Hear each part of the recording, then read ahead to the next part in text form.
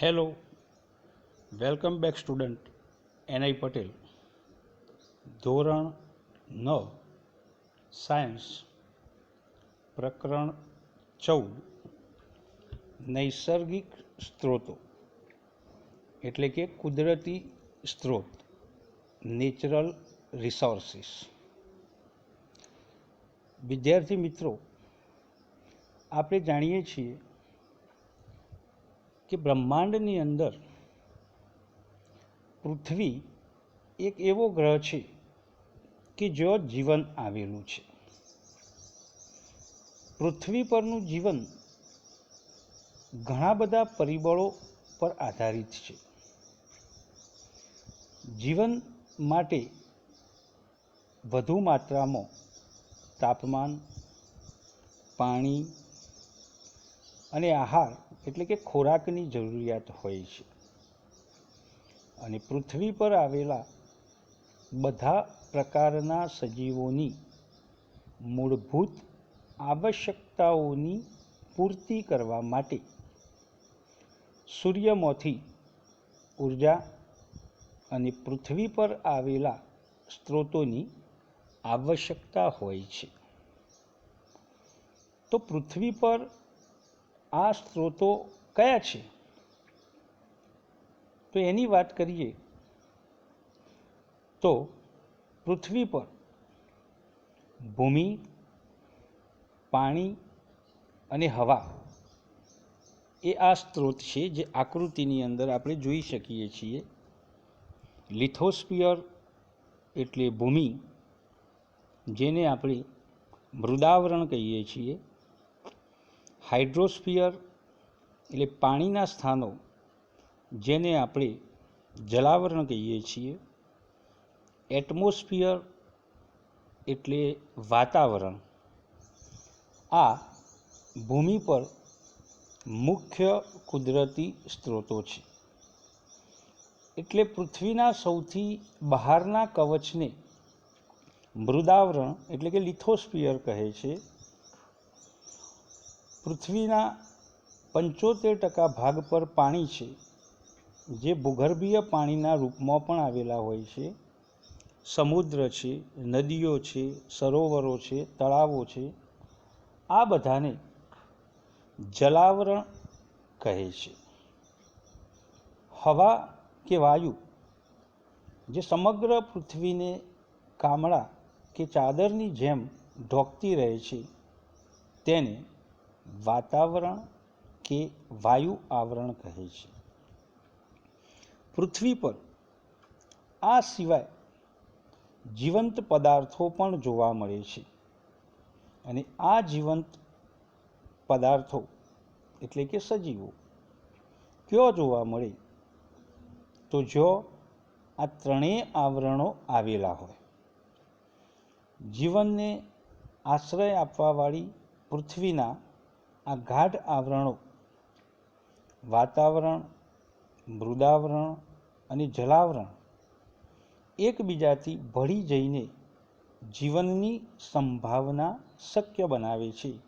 અને એટલે તેને જીવાવરણ એટલે કે બાયોસ્ફિયરના નામથી આપણે ઓળખાવી શકીએ છીએ. તો સજીવ જીવાવરણના જૈવિક એટલે કે બાયોટિક ફેક્ટર બનાવે છે, જ્યારે હવા, પાણી, જમીન એ બાયોટિક એટલે કે અજૈવિક ઘટક બનાવે છે. તો આ જૈવિક અને અજૈવિક બંને ઘટકો જરૂરી છે. એટલે કે સજીવોને જીવવા માટે, જૈવિક ઘટકોને જીવવા માટે એ બાયોટિક એટલે કે અજૈવિક ઘટકો જરૂરી છે. તો આજે આપણે આ એ બાયોટિક એટલે કે અજૈવિક ઘટકો જે કુદરતી સ્ત્રોત છે, નૈસર્ગિક સ્ત્રોત છે પૃથ્વી પર, એની આપણે વાત કરીએ. તો પહેલી આપણે હવા એટલે કે એર એની વાત કરીએ.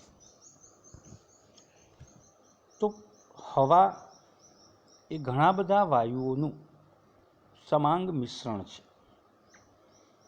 ઓક્સિજન, નાઇટ્રોજન, કાર્બન ડાયોક્સાઇડ, પાણીની બાષ્પ, એ સિવાય helium, neon, argon, radon, xenon, આ બધા જ વાયુઓનું મિશ્રણ છે. એટલે 79% નાઇટ્રોજન વાયુ છે, જે આકૃતિમાં જોઈ શકાય છે. 20% ઓક્સિજન વાયુ આવેલો છે અને 1%ની અંદર અધર ગેસીસ એટલે કે અન્ય વાયુઓ આવેલા હોય છે. એટલે આ હવાનું બંધારણ આપણને બતાવે છે. તો પૃથ્વી પરની હવાના ઘટકો પૃથ્વી પરના જીવનના પરિણામે છે. સૂર્યમંડળના અન્ય ગ્રહો આપણે જોઈએ છીએ અને જાણીએ છીએ કે જો કોઈ જીવન શક્ય નથી, કારણ કે ત્યાં વાતાવરણનો મુખ્ય ઘટક કાર્બન ડાયોક્સાઇડ છે અને કાર્બન ડાયોક્સાઇડ હોવાના કારણે ત્યાં જીવન શક્ય નથી. અગાઉના પ્રકરણોની અંદર પણ આપણે શીખ્યા હતા કે યુકેરિયોટિક કોષો અને પ્રોકેરિયોટિક કોષો જે ગ્લુકોઝના અણુઓ તોડીને ઉર્જા પ્રાપ્ત કરવા માટે ઓક્સિજનની આવશ્યકતા રહે છે અને તેના પરિણામ સ્વરૂપે કાર્બન ડાયોક્સાઇડની ઉત્પત્તિ થાય છે. બીજી એક પ્રક્રિયા પરિણામ સ્વરૂપ ઓક્સિજન વપરાઈ જાય છે અને કાર્બન ડાયોક્સાઇડનું ઉત્પાદન થાય છે. તે માટે દહનની ક્રિયા થાય છે. તો માનવની પ્રવૃત્તિ ઉર્જા પ્રાપ્ત કરવા માટે ઈંધણ કે બળતણને સળગાવવું અને જંગલોમાં લાગેલી આગનો પણ સમાવેશ થાય છે, જેના કારણે CO2 કાર્બન ડાયોક્સાઇડ ઉત્પન્ન થાય છે. કાર્બન ડાયોક્સાઇડના સ્થાપન માટે બે રીતો છે. એક, લીલી વનસ્પતિઓ એટલે કે આપણે જેને વૃક્ષો છોડ કહીએ છીએ, જે સૂર્યના કિરણોની હાજરીમાં આ વાતાવરણમાં રહેલા કાર્બન ડાયોક્સાઇડને પ્રકાશ સંશ્લેષણની ક્રિયા દ્વારા ખોરાક સ્વરૂપે એટલે કે ગ્લુકોઝમાં રૂપાંતર કરે છે. બીજી રીત, દરિયાઈ પ્રાણીઓ દરિયાઈ પાણીમાં ઓગળેલા CO2થી તેમનું કવચ બનાવે છે અને આ રીતે CO2નો ઉપયોગ સજીવો દ્વારા થાય છે. તો હવા આબોહવાના નિયંત્રણમાં વાતાવરણની અંદર મુખ્ય ભૂમિકા ભજવે છે. તો હવા એ ઉષ્માની મંદવાહક છે. વાતાવરણ પૃથ્વીના સરેરાશ તાપમાનને દિવસના સમયે અને ત્યાં સુધી સમગ્ર વર્ષમાં લગભગ નિયત રાખે છે. એટલે વાતાવરણ દિવસનું તાપમાન અચાનક વધતું અટકાવે છે અને રાત્રિના સમયમાં ઉષ્માને બહારની તરફ અવકાશમાં જતા દરને એટલે કે પ્રમાણને ઓછો કરે છે. એટલે આપણે ચંદ્રના વિશે વિચારીએ તો સૂર્યથી લગભગ એટલો જ દૂર છે જેટલી પૃથ્વી દૂર છે. તેમ છતાં ચંદ્ર પર વાતાવરણ નથી, તેથી તેનું તાપમાન -190°C થી 110°C વચ્ચે રહેલું છે. એટલે આવા વાતાવરણની અંદર સજીવોનું જીવન શક્ય નથી, જે પુસ્તકની અંદર પ્રવૃત્તિથી પણ આપણે જોઈ શકીએ છીએ કે દરેક જગ્યાએ તાપમાન જુદું જુદું હોય છે. હવે પૃથ્વી પર દરિયો એટલે કે સમુદ્ર છે, જમીન છે, સૂર્યની સૌર ઉર્જા ગરમી એ બંને પર પડે છે. તો આપણે વિચારીએ કે બંનેમાંથી કોણ ઝડપથી ગરમ થાય છે અને કોણ ધીમેથી ગરમ થાય છે, તો એ પ્રવૃત્તિ દ્વારા આપણે જોઈએ તો આપણે જાણી શકીએ છીએ કે જમીન એ ઝડપથી ગરમ થાય છે, પાણી દરિયો એ ધીમેથી ગરમ થાય છે. એ જ રીતે જ્યારે રાત્રે જમીન ઝડપથી ઠંડી પડે છે, જ્યારે દરિયાનું પાણી એ ધીમે ધીમે ઠંડુ પડે છે. એટલે રેતી એટલે કે જમીન અને પાણી એક સરખા દરથી ગરમ થતા નથી અને ઠંડા થવાના દરમાં જુદા જુદા એટલે કે ફેરફાર થાય છે. અને આ ફેરફારના કારણે જે હવા છે એ ગતિમાં આવે છે અને ગતિમાં હવા આવે છે તો એને આપણે પવન તરીકે ઓળખીએ છીએ. એટલે પવનની વ્યાખ્યા જો આપણે આપવી હોય તો આપણે કહી શકીએ કે ગતિમાન હવાને પવન કહે છે. તો આ પવન કેવી રીતે સર્જાય છે એ પણ જાણવું જરૂરી છે. તો એના માટેની પણ એક પ્રવૃત્તિ એ પુસ્તકની અંદર આપેલી છે કે પવનો કેવી રીતે સર્જાય છે, જે મીણબત્તી અને અગરબત્તીના પ્રવૃત્તિ દ્વારા આપણે જાણી શકીએ છીએ. તો આ પવનો ક્યારે અને કેવી રીતે સર્જાય છે એની આપણે વાત કરીએ તો વાતાવરણમાં હવા ગરમ થવાથી અને પાણીની બાષ્પ બનવાના પરિણામે થાય છે. પાણીની બાષ્પ સજીવોની પ્રવૃત્તિઓ અને પાણીના ગરમ થવાને કારણે થાય છે. તો સ્થળજ ભાગ કે જળજ ભાગથી થવાવાળા વિકિરણના પરાવર્તન અને પુનઃ વિકિરણને કારણે વાતાવરણ ગરમ થાય છે અને ગરમ થવાના લીધે હવામાં ઉષ્ણતાનો એટલે કે ગરમીનો સંચાર થાય છે અને એના પરિણામે પવનો સર્જાય છે. તો એની આપણે વાત કરીએ તો તટીય પ્રદેશો એટલે કે જો દરિયાની નજીક જમીન હોય એવા તટીય પ્રદેશોની આપણે વાત કરીએ તો દિવસ દરમિયાન જમીનની ઉપરની હવા ઝડપથી ગરમ થાય છે અને ગરમ થયેલી હવા એ હલકી થવાના કારણે ઉપર ચડે છે, જેથી એ હવા ઉપરની તરફ જવાથી તેઓ ઓછા દબાણનું ક્ષેત્ર બને છે અને દરિયાના પાણી ઉપરની હવા એ ઓછી ગરમ થવાથી તેઓ ભારે દબાણનું ક્ષેત્ર ઉત્પન્ન થાય છે. તો આ દબાણનો તફાવત સર્જાય છે એટલે હવા ભારે દબાણથી એટલે કે દરિયા પરથી ઓછા દબાણ ક્ષેત્ર એટલે કે જમીન તરફ વહે છે અને ગતિમાં આવે છે. એટલે એક ક્ષેત્રથી બીજા ક્ષેત્રમાં હવાની ગતિથી પવનોનું નિર્માણ થાય છે.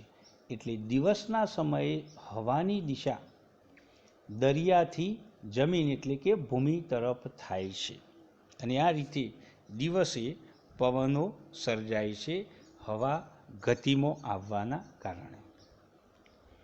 રાત્રે આ જ પરિસ્થિતિ ઉલટી જોવા મળે છે કે રાત્રે જમીન અને પાણી તો જમીન ઝડપથી ઠંડી પડે છે, જ્યારે પાણી ધીમે ધીમે ઠંડુ પડે છે. એટલે જમીનની સાપેક્ષમાં પાણી ધીમેથી ઠંડુ થાય છે. એટલે પાણી પરની હવા રાત્રે જે દરિયો છે એના ઉપરની હવા એ ગરમ હોય છે, જ્યારે જમીન પરની હવા ઠંડી હોય છે. એટલે ગરમ હવા હલકી હોવાના કારણે ઉપર ચડે છે, એટલે ત્યાં ઓછા દબાણનું ક્ષેત્ર ઉત્પન્ન થાય છે, જ્યારે જમીન પરની હવા ઠંડી હોવાના કારણે ભારે હોય છે, એટલે ત્યાં ભારે દબાણનું ક્ષેત્ર ઉત્પન્ન થાય છે. તો ફરીથી રાત્રે દબાણના ક્ષેત્રનો તફાવત ઉત્પન્ન થાય છે, જેના કારણે ભારે દબાણથી એટલે કે જમીન પરથી ઓછા દબાણ તરફ એટલે કે દરિયા તરફ હવાની ગતિ સર્જાય છે, જેને આપણે ફરી પાછો પવન કહીએ છીએ. એટલે રાત્રે પવનોની દિશા એ જમીન પરથી દરિયા તરફ હોય છે. આમ દબાણના ક્ષેત્રના તફાવતના કારણે હવા ગતિમાન બને છે, જેના કારણે પવનો સર્જાય છે. હવે હવાને અન્ય પરિબળો પણ અસર કરે છે, જેમ કે પૃથ્વીના પરિભ્રમણની ગતિ, પવનના માર્ગમાં આવવાવાળી પર્વતીય શૃંખલાઓથી હવા અવરોધાય છે. એટલે એના કારણે પવનોની દિશા પણ બદલાતી હોય છે, અને આમ હવા ગતિમાન થવાના કારણે પવનો સર્જાય છે, અને વિવિધ પરિબળોના કારણે આ પવનોની દિશા બદલાતી હોય છે. તો આ થઈ હવાની વાત, એટલે કે એર, જેને આપણે એટમોસ્ફિયરની વાત કરતા હતા. એ નૈસર્ગિક સ્ત્રોતની વાત થઈ. હવે બીજી વાત કરીએ આપણે જલાવરણ, વરસાદની વાત કરીએ કે ભાઈ વરસાદ એ કેવી રીતે પડે છે. તો એની એક પ્રવૃત્તિ પુસ્તકમાં આપેલી છે કે ભાઈ પ્લાસ્ટિકની એક પાતળી શીશી લઈએ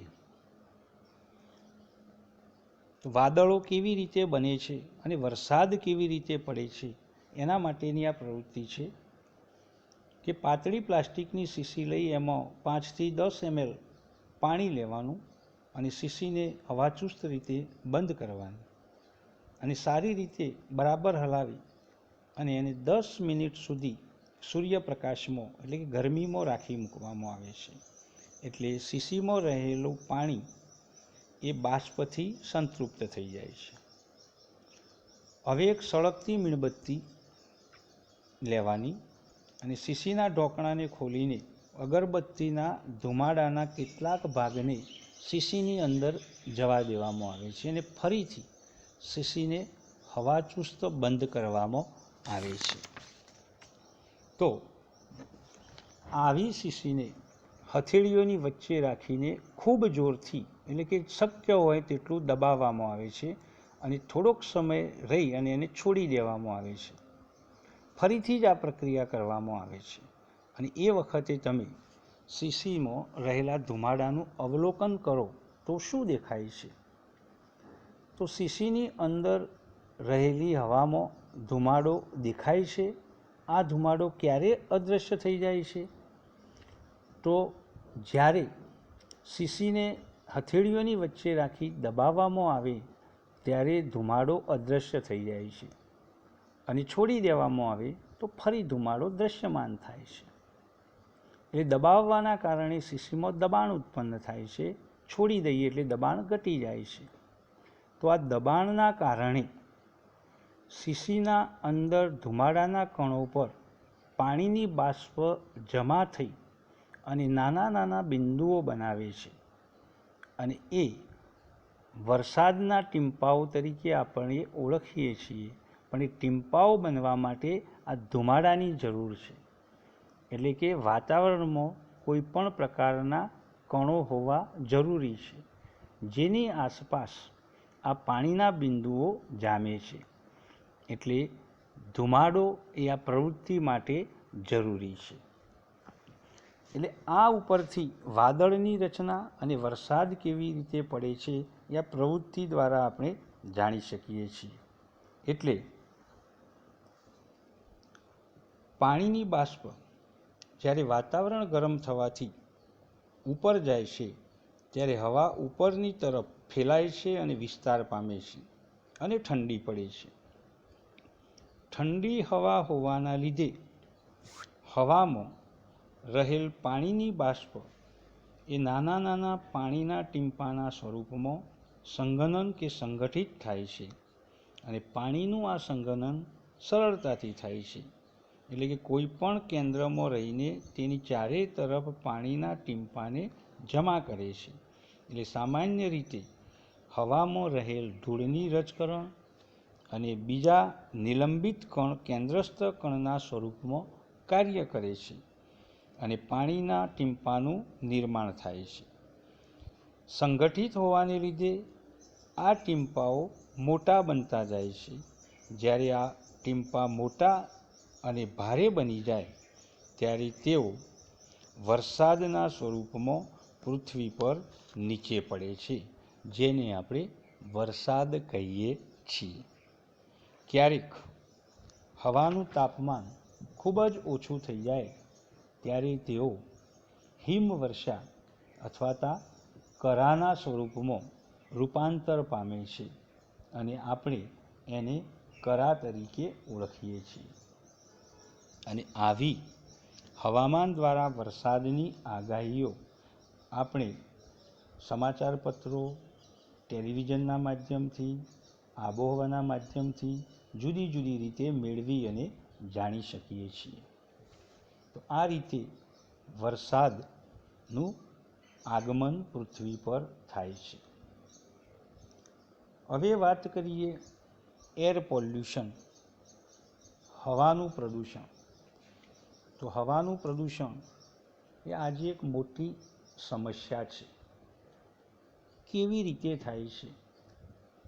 તો હવાની અંદર આજે વિવિધ પ્રવૃત્તિઓ, ઉદ્યોગો, પુષ્કળ પ્રમાણમાં વાહન વ્યવહાર અને અન્ય માનવીય પ્રવૃત્તિઓના કારણે નાઇટ્રોજન અને સલ્ફરના ઓક્સાઇડનું સ્તર વધતું જાય છે અને જેના કારણે હવાની અંદર આ હાનિકારક વાયુઓ ઉમેરાવાથી હવાના બંધારણમાં ખલેલ પહોંચે છે, જેના કારણે બંધારણ બગડવાથી આપણે એને હવાનું એટલે કે વાયુનું પ્રદૂષણ કહીએ છીએ. અશ્મિ બળતણની આપણે વાત કરીએ કે અશ્મિ બળતણ એટલે ખનિજ તેલ, ખનિજ કોલસો અને કુદરતી વાયુ. તો આ બધા પદાર્થોમાં નાઇટ્રોજન અને સલ્ફર હોય છે. જ્યારે એનું દહન થાય છે ત્યારે તે સળગે છે અને વિવિધ પ્રકારના ઓક્સાઇડ ઉત્પન્ન કરે છે.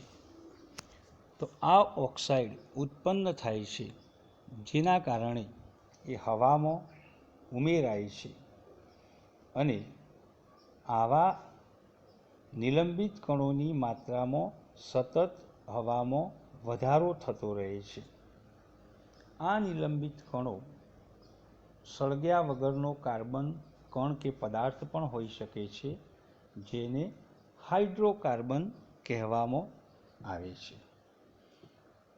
તો પ્રદૂષકોનું વધુ પ્રમાણ હવામાં થવાના કારણે વાતાવરણને ધૂંધળું બનાવે છે અને આવા પ્રદૂષિત હવા એ જુદા જુદા રોગોનું કારણ બને છે. એટલે હવામાં રહેલા હાનિકારક પદાર્થોનો વધારો થાય છે, જેને આપણે હવાનું પ્રદૂષણ કહીએ છીએ. તો આવા હવાના પ્રદૂષણને કારણે એની વિવિધ હાનિકારક અસરો પણ જોવા મળે છે. તો આવી હાનિકારક અસરોની આપણે વાત કરીએ તો નાઇટ્રોજન અને સલ્ફર ઓક્સાઇડ જે શ્વાસ લેવા માટે નુકસાનકારક છે, જેના કારણે શ્વાસમાં લેવાથી કેન્સર, હૃદયરોગ અને એલર્જી જેવા રોગો થવાની સંભાવના વધે છે. બીજું કે નાઇટ્રોજન અને ઓક્સાઇડ એ વરસાદના પાણીમાં ભળી જાય છે ત્યારે એ પાણીને એસિડિક બનાવે છે અને આ એસિડ વર્ષા તરીકે જમીન પર પડે છે. તો એ એસિડ વર્ષાના કારણે ત્વચા પર, ભૂમિ અને પાણીમાં વસતા સજીવો પર એની હાનિકારક અસરો થાય છે. એટલે કે વનસ્પતિના પાન અને કુંપળો બળી જાય છે, એટલે વનસ્પતિનો નાશ થાય છે. એ જ રીતે આવું એસિડિક પાણી એ ઇમારતો ઉપર પડે તો ઇમારતો જે છે એને પણ નુકસાન કરે છે, એનું જે બંધારણ છે એને નુકસાન કરે છે, એટલે ઇમારતો નબળી પડે છે. ત્રીજા નંબરે કે આવા હાઇડ્રોકાર્બન પ્રદૂષકો જે નિલંબિત કણો સ્વરૂપે હોય છે એનું પ્રમાણ વધતું જવાના કારણે વાતાવરણ ધૂંધળું બને છે. એટલે શિયાળામાં આ નિલંબિત કણો સાથે પાણી સંઘનિત થઈ અને ધુમ્મસ બનાવે છે, જે શિયાળાની અંદર આપણે જોઈ શકીએ છીએ. અને આ ધુમ્મસના કારણે વાહનોની અંદર અકસ્માત વધારે છે. એટલે હવાના પ્રદૂષણની હાનિકારક અસરો એ આપણે જાણીએ છીએ. બીજી વાત કરીએ પાણી. તો પાણી એક અદ્ભુત પ્રવાહી છે. પૃથ્વીની સપાટીના સૌથી મોટા ભાગ પર આ પાણી આવેલું છે. ભૂમિમાં પણ ભૂગર્ભીય જળ તરીકે હોય છે. પાણીની બાષ્પ સ્વરૂપે વાતાવરણમાં પણ હોય છે. એટલે પૃથ્વી પર આપણે 75% એટલે કે ત્રીજો ભાગ પાણી છે એવું આપણે દર્શાવીએ છીએ. તો આ પાણીનો મોટો ભાગ દરિયો છે અને તે પાણી ખારું છે.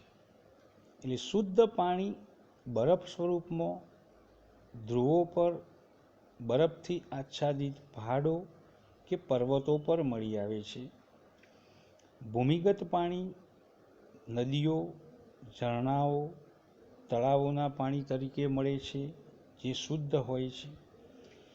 એટલે પાણીની પ્રાપ્યતાના વિભિન્ન સ્થાનો પર ભિન્ન ભિન્ન હોય છે.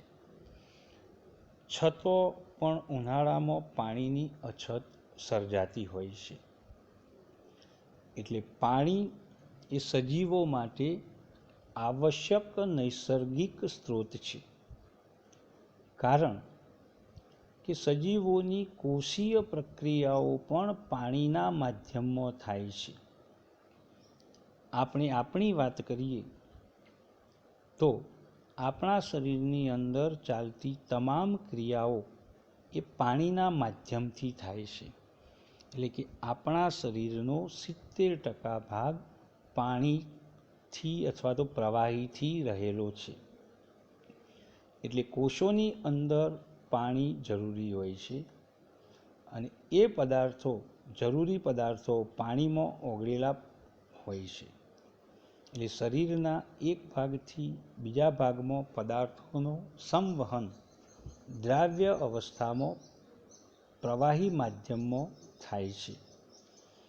એટલે જીવંત પ્રાણી પોતાને જીવવા માટે તેમના શરીરમાં પાણીની માત્રાને સંતુલિત રાખવી પડે છે. એટલે સ્થળજ એટલે કે ભૂમિના પ્રાણીઓને જીવન ટકાવવા માટે શુદ્ધ પાણીની જરૂરિયાત હોય છે. ખારા પાણીનું પ્રમાણ વધારે હોય છે, પણ પ્રાણીઓના શરીર તેને સહન કરી શકતા નથી. તો પ્રાણીઓ અને વનસ્પતિઓને પૃથ્વી પર જીવતા રાખવા માટે સરળતાથી પાણીની પ્રાપ્યતાના સ્ત્રોતની જરૂર પડે છે. તો આવા પાણીના સ્થાન એટલે કે પાણીનો મુખ્ય સ્ત્રોત એ વરસાદ છે. અને વરસાદ સ્વરૂપે પૃથ્વી પર પાણી આવે છે. એટલે પાણી એ સજીવો માટે આવશ્યક ઘટક છે. કોષીય પ્રક્રિયાઓ પાણીના માધ્યમમાં થાય છે. શરીરના એક ભાગથી બીજા ભાગમાં વહન એ પ્રવાહી માધ્યમમાં થાય છે. એટલે પાણીનું મહત્ત્વ સજીવો માટે પુષ્કળ એટલે કે વધુ છે. તો આવા પાણી નૈસર્ગિક સ્ત્રોતની જાળવણી કરવી એ આપણા માટે જરૂરી છે. પાણી ન હોય તો પૃથ્વી પરના સજીવોનું જીવન ટકાવી રાખવું મુશ્કેલ બને છે. અને પાણી એ વરસાદ સ્વરૂપે નદી, તળાવ, સરોવર, દરિયો અને ભૂગર્ભીય જળ સ્વરૂપે આપણને મળી રહે છે, જેનાથી પૃથ્વી પર સજીવોનું જીવન શક્ય બન્યું છે. તો આવા પાણીના જરૂરિયાત હોવાના લીધે એને જાળવવું એ આપણી જવાબદારી છે. છતાં પણ આજે આપણે વિવિધ પ્રવૃત્તિઓના કારણે આ પાણીનું પ્રદૂષણ ઉત્પન્ન કર્યું છે. હવે પાણીનું પ્રદૂષણ એ કેવી રીતે થાય છે એ તો આપણે જાણીએ જ છીએ કે ભાઈ પાણીનું બંધારણ એ નક્કી છે. તો આ પાણીમાં હાનિકારક પદાર્થોનો ઉમેર થતો તે ઉપયોગ માટે નકામું બને છે, જેને જળ પ્રદૂષણ કહે છે. તો આ જળ પ્રદૂષણ કઈ રીતે થાય છે અને એની કઈ અસરો પડે છે એની જો આપણે વાત કરીએ તો આજે આપણે ખેતરોમાં ઉપયોગમાં લેવાતા રાસાયણિક ખાતરો અને કીટનાશકોનો પુષ્કળ પ્રમાણમાં ઉપયોગ કરીએ છીએ, જે જમીનમાં ભળે છે અને વરસાદના પાણીમાં ઓગળી જમીનમાં સંગ્રહ થાય છે, જેના કારણે પાણી પ્રદૂષિત બને છે. અને એવું ભૂગર્ભીય પાણી આપણે ઉપયોગ કરીએ તો એ રાસાયણિક પદાર્થો સજીવોના શરીરમાં પ્રવેશે છે અને નુકસાન કરે છે, જે જળ પ્રદૂષણને કારણે બને છે. બીજું, શહેરોની અંદર ગટરના ગંદા પાણી નદી, તળાવો કે જળાશયોમાં ઠલવાતા ડિટર્જન્ટ, સુએજ કચરો આ રોગકારક પાણીમાં ભળી જાય છે અને પાણીને પ્રદૂષિત કરે છે. આજે ઉદ્યોગો પુષ્કળ આપણે બનાવ્યા છે, તો આ ઉદ્યોગોમાં સર્જાતો કચરો જે જળ સ્ત્રોતોની અંદર ઠાલવી દેવામાં આવે છે, તો એ ઉદ્યોગોના ઝેરી રસાયણો એટલે કે ઝેરી દ્રવ્યો એ જળ સ્ત્રોતમાં ઠલવાના કારણે પાણી એટલે કે જળ પ્રદૂષણ થાય છે, જેના કારણે સજીવોને વિપરીત અસરો પડે છે. કેટલાક વિશિષ્ટ ઉદ્યોગોની આપણે વાત કરીએ તો power plant, thermal power station એની અંદર ઠંડક જાળવી રાખવા માટે પાણીનો ઉપયોગ થાય છે અને અંતે ગંદા ગરમ પાણીને જળાશયમાં પાછું વહેવડાવવામાં આવે છે. તો આ ગરમ પાણી એ ઉષ્મીય પ્રદૂષણ કરે છે. એટલે પાણીનું પ્રદૂષણ આવી વિવિધ રીતે થાય છે અને જેના કારણે એની સીધી અસર એ સજીવો પર પડે છે, એટલે સજીવોને નુકસાન કરે છે. તો પાણી એ સજીવોના જીવન માટે આવશ્યક ઘટક છે. તો આવા પાણીની નૈસર્ગિક સ્ત્રોતને જાળવી રાખવો એ આપણી જવાબદારી છે. જો પાણી નહીં હોય તો પૃથ્વી પરનું જીવન શક્ય નથી. તો આવા હવા અને પાણી જે કુદરતી રીતે એટલે કે નૈસર્ગિક રીતે આપણને મળેલા છે, તો એને જાળવી રાખીશું અને સજીવોને તેમનું જીવન સારી રીતે જીવી શકે તે માટે આપણે પ્રયત્ન કરીશું. Thank you.